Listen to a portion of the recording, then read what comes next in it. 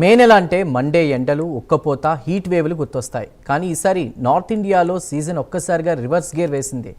మధ్యాహ్నం వరకు మండిపోయిన ఆకాశం సాయంత్రానికి ఉగ్రరూపం దాల్చింది. క్షణాల్లో దట్టమైన ధూళి తుఫాన్లు ఆకాశాన్ని చీల్చుకుంటూ పిడుగులు, ఇళ్ళు చెట్లను నేలమట్టం చేసిన ఈదురుగాలులు ఉత్తరప్రదేశ్ను యుద్ధభూమిలా మార్చేశాయి. ఒక్క రాత్రిలోనే దాదాపు 80 మందికి పైగా ప్రాణాలు కోల్పోయేలా చేసిన ఈ ప్రకృతి బీభత్సం ఇప్పుడు దేశాన్ని కలవరపెడుతోంది.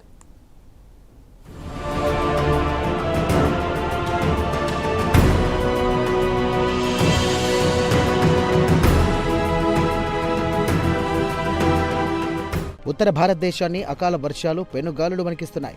మండే ఎండలతో ఉక్కిరిబిక్కిరయ్యే మే నెలలో ఇప్పుడు ప్రకృతి ఒక్కసారిగా ఉగ్రరూపం దాల్చింది. ముఖ్యంగా ఉత్తరప్రదేశ్లో భారీ వర్షాలు, ఈదురుగాలులు, పిడుగులు, ధూళి తుఫాన్లు సృష్టించిన బీభత్సం రాష్ట్రాన్ని అతలాకుతలం చేస్తున్నాయి. ఉత్తరప్రదేశ్లో ఒక్కరోజులోనే దాదాపు 80 మంది పైగా ప్రాణాలు కోల్పోవడం పరిస్థితి తీవ్రతను చూపిస్తోంది.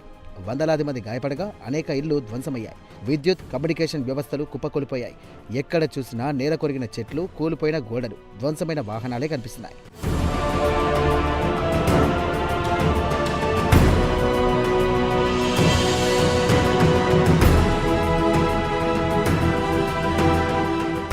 ప్రయాగ్రాజ్, బాదోహి, ఫాతేపూర్, మిర్జాపూర్, సంత్ రవిదాస్ నగర్ జిల్లాల్లో ఈ ప్రకృతి విపత్తుకు కేంద్ర బిందువులయ్యాయి.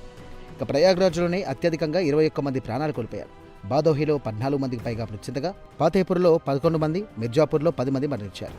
ఉన్నవ్, భాదౌన్, అలాగే బారేలీ, ప్రతాప్గఢ్, సీతాపూర్ వంటి జిల్లాల్లోనూ భారీ నష్టం జరిగింది. చాలా చోట్ల ప్రజలు ఆశ్రయం కోసం వెళ్లిన గుడిసెలు, ట్యూబ్వెల్ గదులు కూలిపోవడంతో కుటుంబాలంతా ప్రమాదంలో చిక్కుకున్నాయి.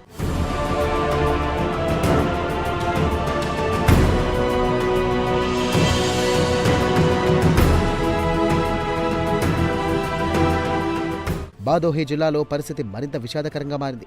సాయంత్రం వరకు సాధారణంగా ఉన్న వాతావరణం ఒక్కసారిగా మారిపోయి దట్టమైన ధూళి తుఫాన్తో ప్రాంతమంతా చీకట్లో మునిగిపోయింది. 60 కిలోమీటర్లకు పైగా వేగంతో వీచిన గాలులకు ఇళ్ల పైకప్పులు ఎగిరిపోయాయి. చెట్లు నేలకొరిగాయి. కర్గన్సేన్పూర్ గ్రామంలో చెట్లు కూలి ఒక తల్లి, ఆమె 3 కుమార్తెలు అక్కడికక్కడి మృతి చెందడం స్థానికులను కలిచివేసింది. ప్రయాగ్రాజ్లో పవిత్ర త్రివేణి సంగమం ప్రాంతం కూడా తుఫాను దాటికి వణికిపోయింది.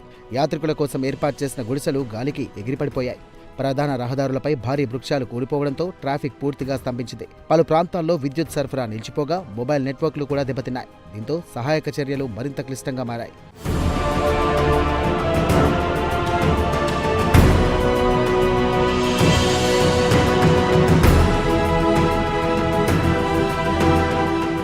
బాదౌన్ జిల్లాలో గోడ కూలి 2 చిన్నారులు మృతి చెందడం తీవ్ర విషాదాన్ని మిగిల్చింది.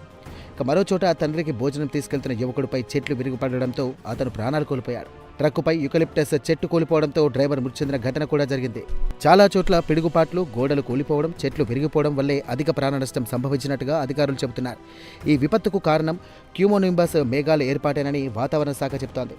సాధారణంగా మే నెలలో ఉత్తర భారతంలో భూమి తీవ్రంగా వేడెక్కుతోంది. ఆ వేడి గాలి వేగంగా పైకి లేచినప్పుడు ఇతర ప్రాంతాల నుండి వచ్చిన తడిగాలితో కలిసి భారీ క్యూమోనింబస్ మేఘాలు ఏర్పడుతూ ఉంటాయి. ఆ తర్వాత చాలా తక్కువ సమయంలోనే భారీ వర్షాలు, వడగండ్ల వాన, పిడుగులు, ధూళి తుఫాన్లు సంభవిస్తూ ఉంటాయి. ప్రస్తుతం ఉత్తరప్రదేశ్లో ఇదే పరిస్థితి నెలకొన్నట్టుగా అధికారులు వెల్లడిస్తున్నారు.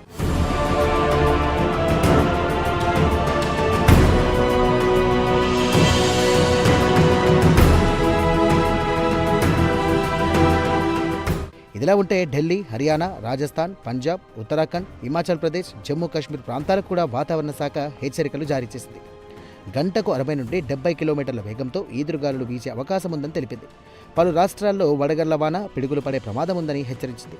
ఆయా రాష్ట్రాల్లో ఇప్పటికే పలు ప్రాంతాల్లో వర్షాలు కూడా కురుస్తున్నాయి. మరోవైపు దక్షిణాది రాష్ట్రాల్లోనూ భారీ వర్షాల సూచనలు కనిపిస్తున్నాయి.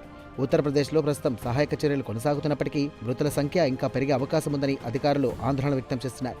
నష్టమంచనా పూర్తి కాకముందే ప్రకృతి సృష్టించిన ఈ బీభత్సం ఉత్తర భారతదేశాన్ని గడగడలాడిస్తోంది.